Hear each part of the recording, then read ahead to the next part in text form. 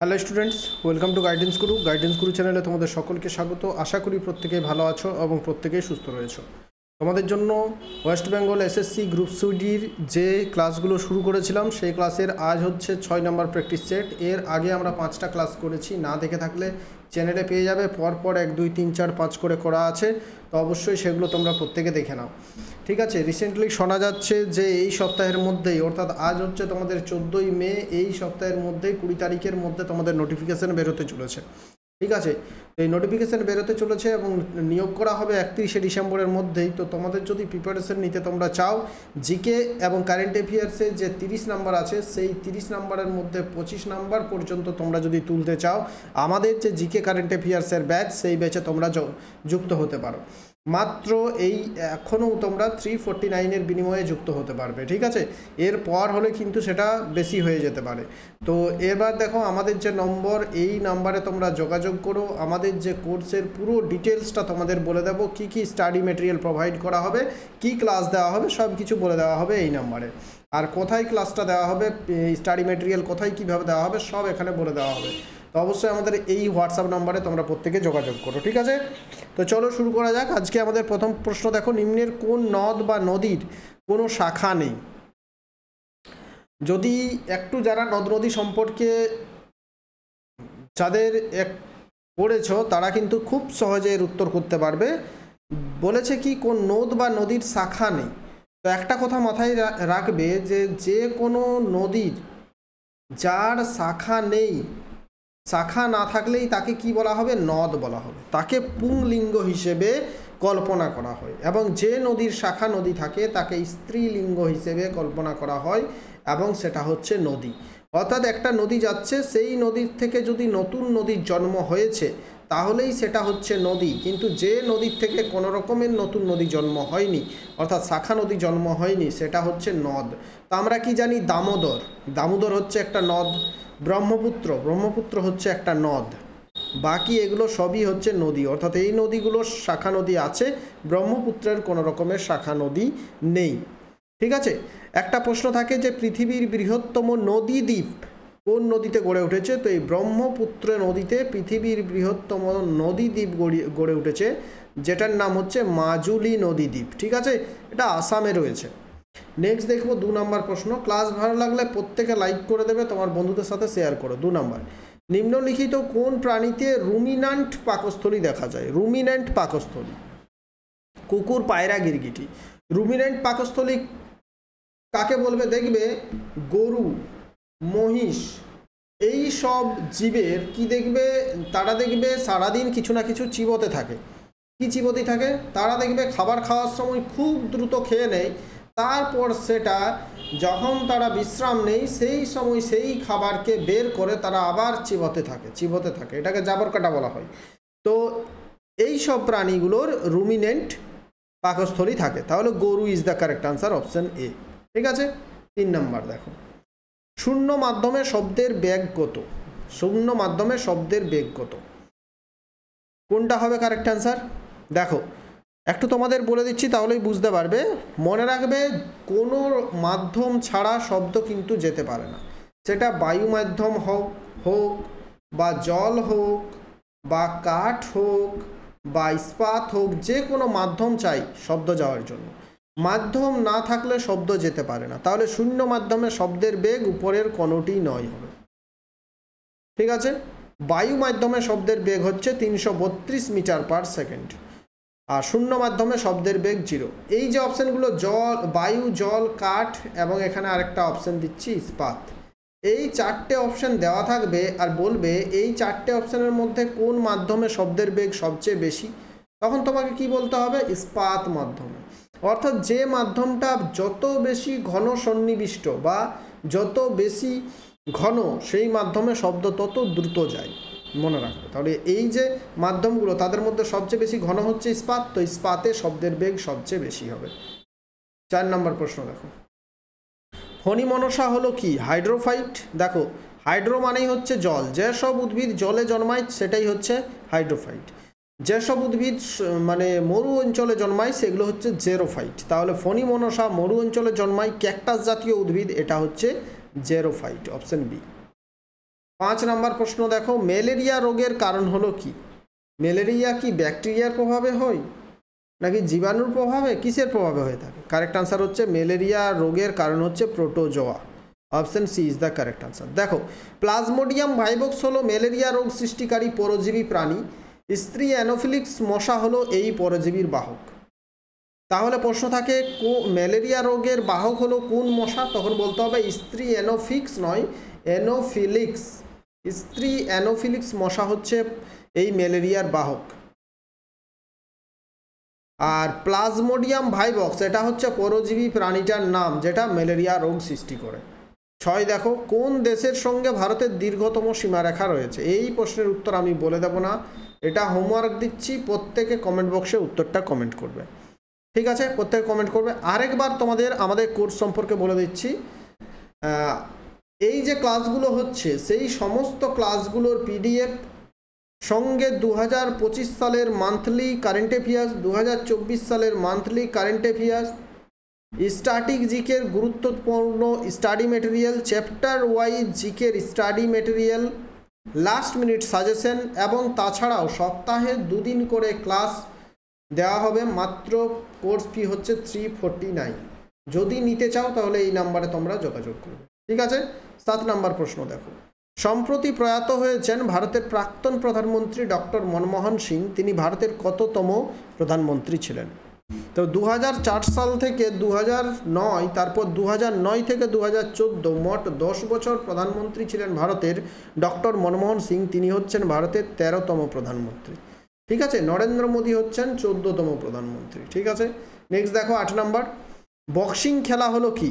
Boxing খেলা আমরা প্রত্যেকেই জানি, যেমন ক্রিকেট খেলা যেখানে হয় সেটা হচ্ছে পিচ, তেমনি বক্সিং খেলা দেখবে এরকম একটা রিং দেওয়া থাকে, দাগ দেওয়া থাকে, গোল দাগ। এই গোল দাগের মধ্যে খেলাটা হয়, তো এটা হচ্ছে বক্সিং, রিংয়ের মধ্যে খেলা হয়ে থাকে, রিং।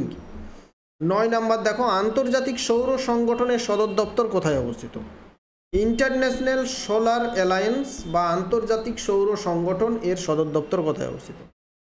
মনে রাখবে, এই প্রশ্নটা তোমাদের জন্য ইম্পর্টেন্ট। আরেকটা কথা মনে রাখবে যে বিশ্বের যে এতগুলো আন্তর্জাতিক সংগঠন আছে, যেমন হচ্ছে ইউনেস্কো থেকে শুরু করে ইউনেস্কো, ইউনেপ, মানে এতগুলো অনেকগুলো আছে, আইএমএফ, হু, তেমনি হচ্ছে আইএসএ, ইন্টারন্যাশনাল সোলার অ্যালায়েন্স। এটা হচ্ছে একমাত্র সৌর সংগঠন যার সদর দপ্তরটা ভারতে অবস্থিত।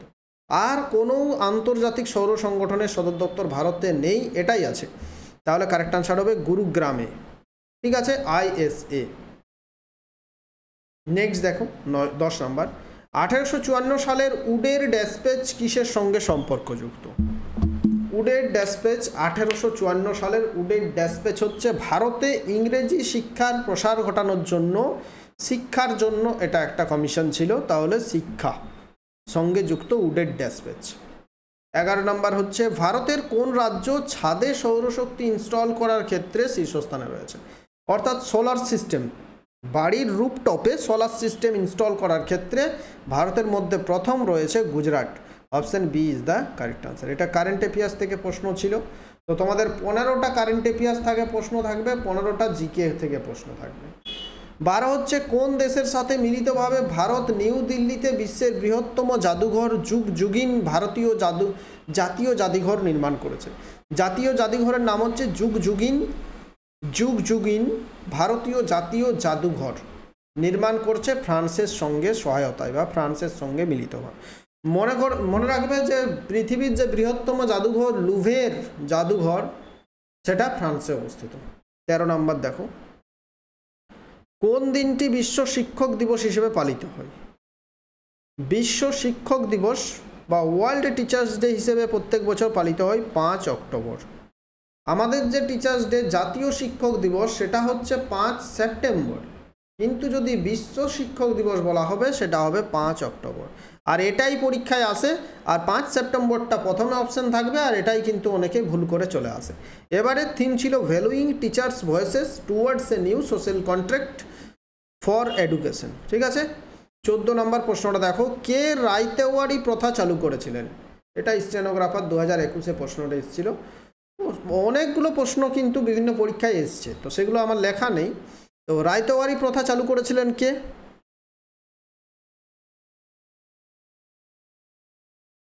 Captain Alexander read.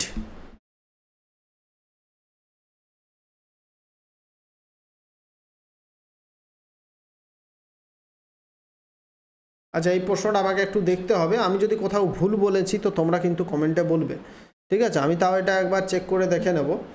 আর যে রায়তওয়ারি বন্দোবস্ত সেটার জনক বলা হয় থমাস মুনরোকে। থমাস মুনরোকে রায়তওয়ারি ব্যবস্থার জনক বলা হয়, ঠিক আছে?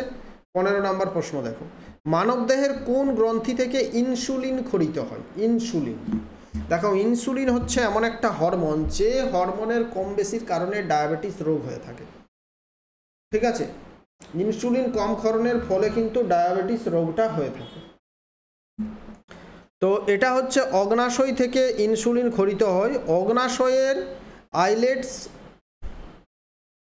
অফ ল্যাঙ্গারহ্যান্স গ্রন্থির বিটা কোষ থেকে, আইলেটস অফ ল্যাঙ্গারহ্যান্স গ্রন্থির বিটা কোষ থেকে ইনসুলিন খরিত হয়, তাহলে অপশন বি। 16 নম্বর প্রশ্ন দেখো, ইসরো এক্সপ্লোরিং নিউ ফ্রন্টায়ার্স বইটি কে লিখেছেন? Indian space research Organisation exploring new frontiers বইটি লিখেছেন এস সোমনাথ। এস সোমনাথ ছিলেন ইসরোর প্রাক্তন, এর আগেই তিনি ছিলেন চেয়ারম্যান। ইসরোর পুরো নাম হচ্ছে Indian space research organisation. ISRO প্রতিষ্ঠা হয়েছিল 1969 সালে। ইসরোর হেডকোয়ার্টার অবস্থিত বেঙ্গালুরু শহরে, ঠিক আছে?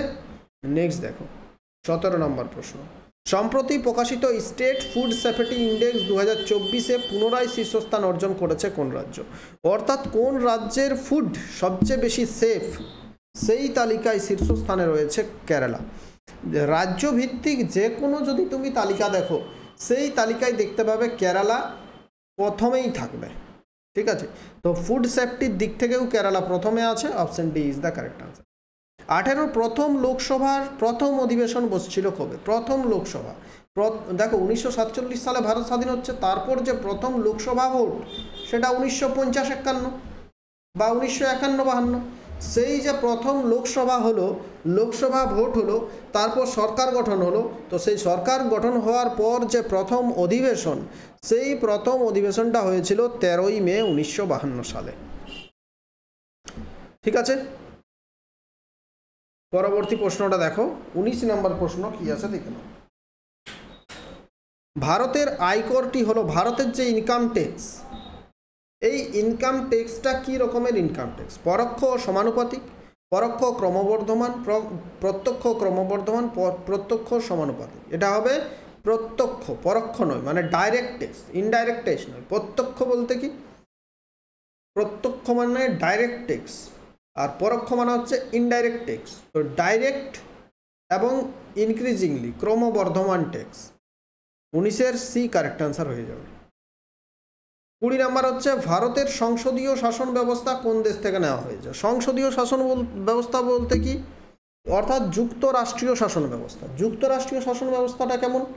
যেই যে মানে ক্ষমতার কেন্দ্রে, ক্ষমতার সেন্ট্রাল পাওয়ার থাকবে কেন্দ্রর হাতে, রাজ্যগুলো, রাজ্য এবং কেন্দ্রের মধ্যে ক্ষমতার বন্টন থাকবে, আইনসভা হবে দ্বিকক্ষ বিশিষ্ট, অর্থাৎ লোকসভা এবং রাজ্যসভা। এই পুরো সিস্টেমটাই নেওয়া হয়েছে কোথা থেকে? ব্রিটেন থেকে। ইউরোপের যে সংসদীয় ব্যবস্থা, সেই সংসদীয় ব্যবস্থা থেকে পুরো সিস্টেমটা নেওয়া হয়েছে, অপশন বি। নেওয়া হয়েছে বলতে কি, ইংরেজরা যেভাবে ভারতকে শাসন করছিল, ইংরেজে যেমন ছিল, তাদের দেশে যেমন ছিল, সেই রকমভাবেই তো ভারতে আইনটা তারা তৈরি করেছিল।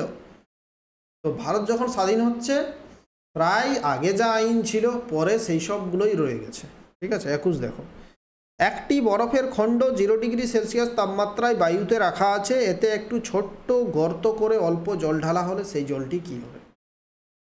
একটা গর্ত আছে, বায়ুতে রাখা আছে বরফ, এখানে ছোট একটা গর্ত করে এতে জল ঢেলে দেওয়া হলো, এই জলটা কি হবে? জলটা কি হবে বলতে হবে। এই জলটা জলই থেকে যাবে, 0 ডিগ্রি সেলসিয়াস তাপমাত্রায় জল থেকে যাবে, এর কোনো পরিবর্তন হবে না। কারণ জল যদি 0 ডিগ্রি সেলসিয়াস তাপমাত্রায় পৌঁছায়, সেটা কিন্তু বরফ হবে না, তার জন্য কি প্রয়োজন? লিন তাপ প্রয়োজন। জল যদি 100 ডিগ্রি সেলসিয়াস তাপমাত্রায় পৌঁছায়, সেটা থেকে বাষ্প নির্গত হবে না, তার জন্য লিন তাপ প্রয়োজন। তো এখানে যে জলটা চলে আসবে, এই জলটা ঢালা হবে, সেই জল কিন্তু লিন তাপ পাবে না, তার জন্য সেটা বরফেই থেকে যাবে, জলই থেকে যাবে। তাহলে অপশন সি। 22 নম্বর প্রশ্ন দেখো, ভারতের কোথায় সর্ববৃহৎ বনভূমি অঞ্চল দেখা যায়? কারেক্ট আনসার হবে এই যে অপশনগুলো আছে, এই অপশনগুলোর মধ্যে হচ্ছে অরুণাচল প্রদেশ।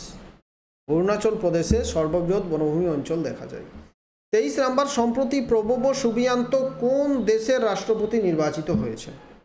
প্রবোবো সুবিয়ান্তো ইন্দোনেশিয়ার রাষ্ট্রপতি নির্বাচিত হয়েছেন, অপশন এ।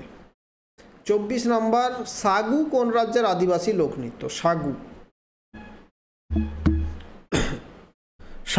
সাগু কোন রাজ্যের আদিবাসী লোকনৃত্য? কারেক্ট আনসার হচ্ছে কর্ণাটক। কর্ণাটকের আদিবাসী লোকনৃত্য হচ্ছে সাগু।